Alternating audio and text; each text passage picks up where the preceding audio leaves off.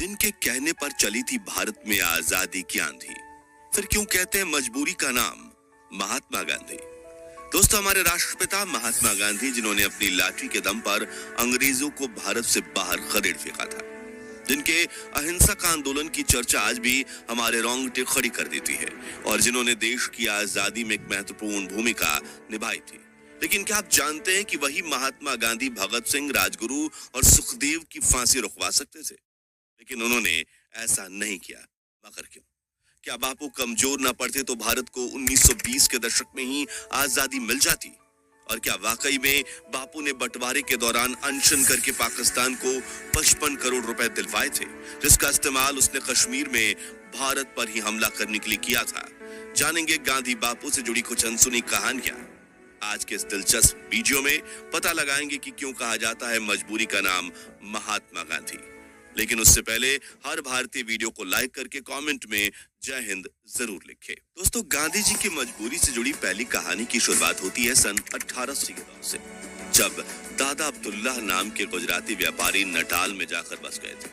लेकिन उनका बिजनेस में काफी लॉस हुआ था और कोर्ट केस लड़ने के लिए कोई भी वकील नहीं मिल रहा था। तब उन्होंने महात्मा गांधी को दक्षिण अफ्रीका आकर उनका केस लड़ने के लिए कहा।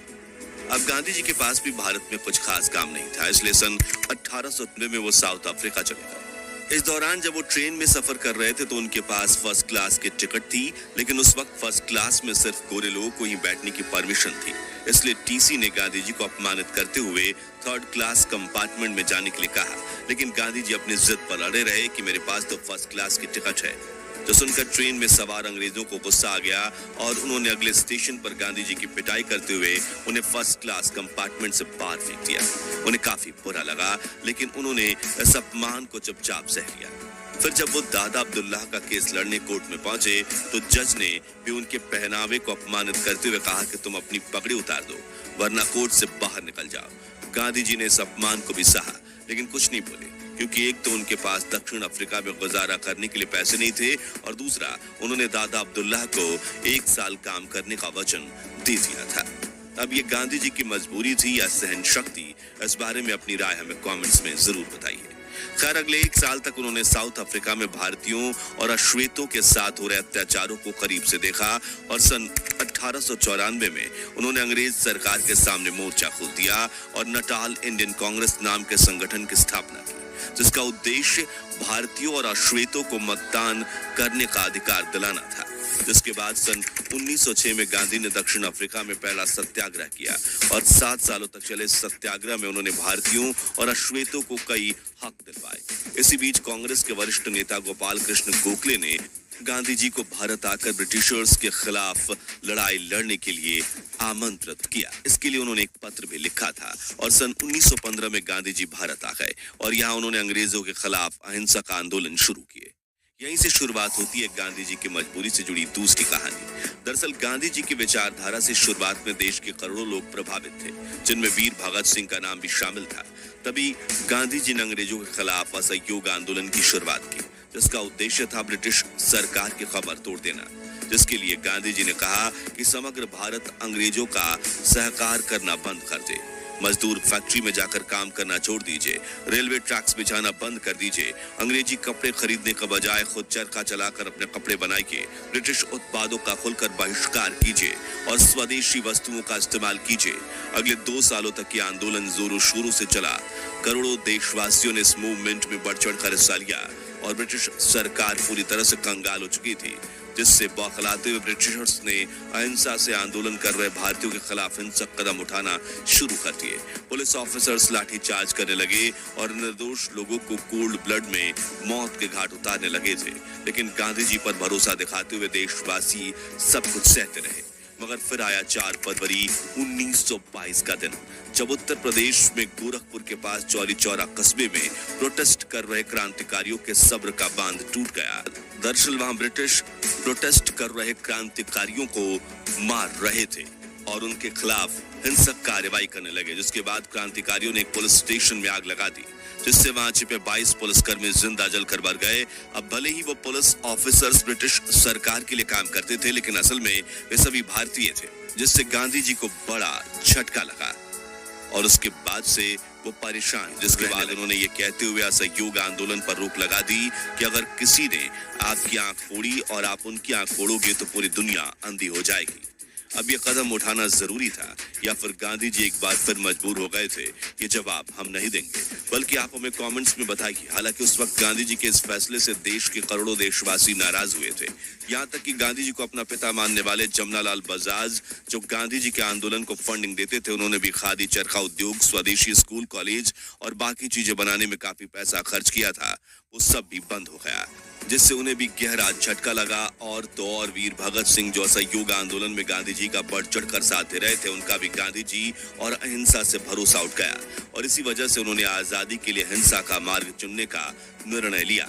और यहीं से शुरू होती है गांधी जी की मजबूरी की तीसरी कहानी, जिसे लेकर इतिहासकारों का कहना है कि गांधी जी भगत सिंह की फांसी रुकवा सकते थे, लेकिन उन्होंने ऐसा नहीं किया। दरअसल सन 1930 में अंग्रेजों ने नमक पर 2400% टैक्स लगा दिया था, जिसके खिलाफ गांधी जी ने दांडी सत्याग्रह छेड़ दिया, जिसमें अहमदाबाद के साबरमती आश्रम से दांडी यानी कि आज के नवसारी तक उन्होंने 78 साथियों के साथ पैदल यात्रा शुरू की। 387 किलोमीटर की अहिंसक यात्रा में गांधी जी के साथ हजारों लोग जुड़ने लगे और भीड़ इतनी बढ़ गई कि काबू करना नामुमकिन हो गया, जिससे तंग आकर अंग्रेजों ने इस आंदोलनकारियों पर लाठीचार्ज करते हुए पीटना शुरू कर दिया। गांधी जी ने भी मार खाई और उनके साथ हजारों क्रांतिकारियों ने भी, लेकिन वो चलते गए। जब गांधी जी का यह आंदोलन समग्र भारत में न फैल जाए, उसके डर से वायसराय लॉर्ड इरविन ने गांधी जी के साथ 60,000 भारतीयों को अरेस्ट करवा दिया। हालांकि वो गांधी को ज्यादा समय तक जेल में नहीं रख सकते थे, इसलिए उन्होंने गांधी जी से बात करके गांधी इरविन पैक्ट बनाने का फैसला किया। इस इरविन पैक्ट की वजह से भगत सिंह और उनके साथियों को फांसी हुई थी, मगर कैसे, वो जानने से पहले हमें यह समझना होगा कि आखिर गांधी जी और इरविन समझौता क्या था। इस समझौते में गांधी जी ने ब्रिटिश इरविन से ये कहा था कि जो भारतीय ब्रिटिश हुकूमत के खिलाफ अहिंसक आंदोलन कर रहे हैं, वो ना तो आपके खिलाफ लाठी उठा रहे हैं और ना ही हाथ, बस आपकी आवाज उठाकर बात आप तक पहुंचा रहे हैं, तो आप उन्हें गिरफ्तार मत कीजिए। और दांडी सत्याग्रह में भी जिन अहिंसक फ्रीडम फाइटर्स को गिरफ्तार किया गया, उन्हें छोड़ दीजिए। वायसराय इरविन ने कहा, ठीक है, लेकिन मैं भगत सिंह, राजगुरु और सुखदेव का क्या करूं? इन्होंने तो ऑफिसर्स जेपी सॉन्डर्स की हत्या की है। तब गांधी जी बोले, आपको जो ठीक लगे वो कीजिए। गांधी जी के इस रुखे फैसले की बात जब कांग्रेस के सामने आई, तब सुभाष चंद्र बोस समेत कई लोगों ने भी गांधी जी और इरविन के समझौते का विरोध किया। वे मानते थे कि अंग्रेज सरकार भगत सिंह की फांसी की सजा माफ नहीं कर सकती थी, तो समझौता करने की कोई जरूरत नहीं थी। वहीं करोड़ों देशवासियों ने भी भगत सिंह के बिना समझौते को स्वीकार करने के गांधी जी के समझौते का विरोध किया। तभी अपना पक्ष रखते हुए गांधी जी ने किताब स्वराज में लिखा, मैं जितने तरीकों से वायसराय को समझा सकता था, मैंने कोशिश की। मेरे पास समझाने की जितनी शक्ति थी, वो मैंने इस्तेमाल की। 23वीं तारीख की सुबह मैंने वायसराय को एक निजी पत्र लिखा, जिसमें मैंने अपनी पूरी आत्मा उड़ेल दी थी। हालांकि अगर हम इतिहासकारों की माने तो 23 मार्च 1931 के दिन वायसराय को चिट्ठी लिखने का कोई फायदा नहीं था, क्योंकि तब तक तो बहुत देर हो चुकी थी। और शायद गांधी जी ने ये चिट्ठी सिर्फ अपने बचाव में लिखी थी, ताकि देशवासी उनका साथ दें, बल्कि असल में वो वायसराय इरविन ने समझौते के वक्त गांधी जी को ये तक ऑफर दिया था कि अगर आप भगत सिंह से ये कमिटमेंट लेकर देते हैं कि वे ऐसी हरकत दोबारा नहीं करेंगे, तो मैं उन्हें छोड़ भी दूंगा या फिर सजा तो कम करवा ही दूंगा। लेकिन गांधी जी ने कहा कि मुझे नहीं पता कि वो भविष्य में बदलेंगे या नहीं, इसलिए मैं उनका साथ नहीं दूंगा और उनकी जिम्मेदारी नहीं लूंगा। ऐसे में कहीं ना कहीं भगत सिंह की फांसी के पीछे की वजह गांधी इरविन समझौते को भी माना जाता है। हालांकि ये कहना गलत नहीं होगा कि गांधी जी के कहने पर ही शायद वीर भगत सिंह अंग्रेजों के सामने बिल्कुल नहीं झुकते, क्योंकि उन्होंने खुद अपनी सजा माफी की अर्जी देने से इनकार कर दिया था। और तब उनके पिता ने इसके लिए अर्जी लगाई तो उन्होंने बेहद कड़े शब्दों में पत्र लिखकर इसका जवाब दिया था। वहीं भगत सिंह, राजगुरु और सुखदेव के इस बलिदान ने ही करोड़ों देशवासियों में आजादी से लड़ने के लिए आग को जागृत किया, इसलिए उनका बलिदान तो व्यर्थ नहीं गया। खैर, क्या भगत सिंह का साथ ना देना गांधी जी का अहिंसा से जुड़े वसूलों के लिए जरूरी था, या फिर ब्रिटिशर्स के सामने एक बार झुकना उनकी मजबूरी थी? इस बारे में अपनी राय कमेंट्स में बताइए।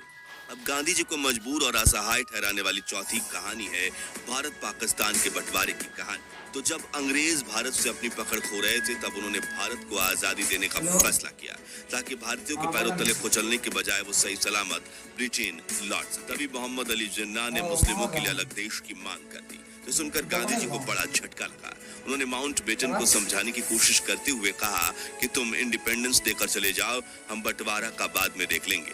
लेकिन अंग्रेज तो भारत के ऊपर अपनी खुन्नस निकालना चाहते थे, इसलिए उन्होंने कहा कि फैसला तो अभी होगा। तब गांधी जी ने जिन्ना को भी समझाने की कोशिश की, लेकिन जिन्ना नहीं माने, बल्कि उन्होंने तो कलकत्ता में हिंदू मुस्लिम दंगे शुरू करवा दिए, जिसमें 5,000 से 10,000 भारतीय मारे गए और इस घटना को ग्रेट कोलकाता किलिंग कहा जाता है।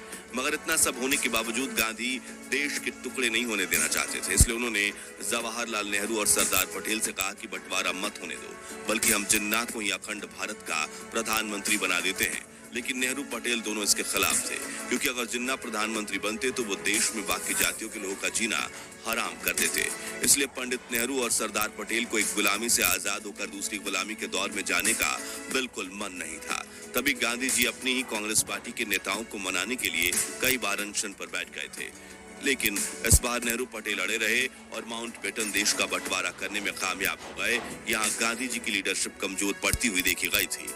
खैर, इस बंटवारे को लेकर ये बात भी कही जाती है कि भारत और पाकिस्तान के बीच सिर्फ जमीन का बंटवारा नहीं हुआ, बल्कि संसाधनों का भी बंटवारा हुआ था। इसी वजह से तय किया गया कि बड़ा देश होने के नाते भारत पाकिस्तान को 75 करोड़ रुपए देगा। यह समझौता भारत और पाकिस्तान की सरकारों के बीच हुआ था। भारत ने पाकिस्तान को 20 करोड़ की पहली किस्त भी दे दी थी, लेकिन तभी पाकिस्तान ने कश्मीर पर हमला कर दिया, इसलिए भारत सरकार ने पाकिस्तान को दी जाने वाली दूसरी किस्त को रोक दिया। लेकिन माउंट बेटन भारत पर पाकिस्तान को बाकी पैसा देने के लिए दबाव डाल रहे थे। तभी गांधी जी ने सरकार के सामने पाकिस्तान को 55 करोड़ रुपए देने के लिए अनशन कर दिया। इसी वजह से भारत ने पाकिस्तान को पैसे दिए थे। हालांकि कुछ इतिहासकार कहते हैं कि गांधी जी उस वक्त सिर्फ हिंदू मुस्लिम दंगों के खिलाफ अनशन पर बैठे थे और गांधी के उपवास को खत्म करवाने के लिए बनाई गई समिति द्वारा गांधी जी को दिए गए आश्वासनों में पाकिस्तान को पैसे दिया जाना शामिल नहीं था। अब असल सच क्या है, वो बात तो इतिहास के पन्नों में कहीं दफन है, लेकिन बंटवारे के दौर में गांधी जी को कई वरिष्ठ नेताओं ने मजबूर बापू कहा था। दोस्तों, आजादी के आंदोलनों में ऐसी कई घटनाएं हुई थी जिसमें गांधी जी के निर्णय कमजोर पड़ते दिखे थे। इसलिए आज भी कई विशेषज्ञ कहते हैं कि मजबूरी का नाम महात्मा गांधी। खैर, क्या महात्मा गांधी वाकई में मजबूर थे? और क्या गांधी जी की अनसुनी कहानियां सीरीज का आप पार्ट 2 देखना चाहते हैं? कमेंट्स में बताइए। वीडियो पसंद आई हो तो इसे लाइक शेयर करके 11,000 लाइक्स के लक्ष्य को हासिल करने में हमारी मदद कीजिए। महान भारत के इतिहास से जुड़े ऐसी रोमांचक वीडियोस के लिए हमारे चैनल को सब्सक्राइब करके पास वाली घंटी जरूर बजा दीजिए। जय हिंद, जय भारत।